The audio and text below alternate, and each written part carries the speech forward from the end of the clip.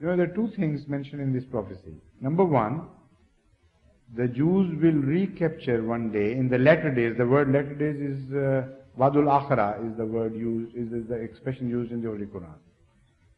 In the promise of the latter days, Jews will be made to return to Palestine. This is a prophecy of the Holy Quran, nobody could alter it.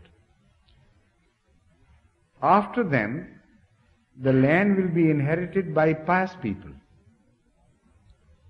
So if the Muslims of the time were already pious, why should they have come to Palestine at all?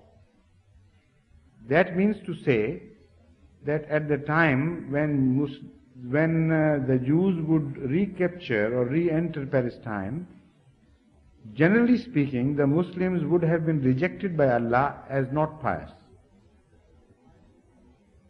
In the meantime, a pious community would be created from among them. And Jews will ultimately be made to leave Palestine in shame and in defeat. And that land would be inherited, al-ard, by the God-fearing people of Allah.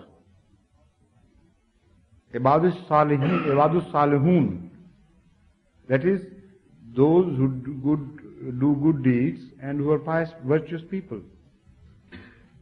So Ahmadiyyat came to prepare that group which would ultimately inherit that land.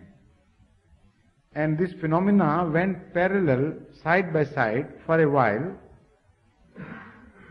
On the one side we observe the fulfillment of the Holy Quran in the way of Jews recapturing Palestine.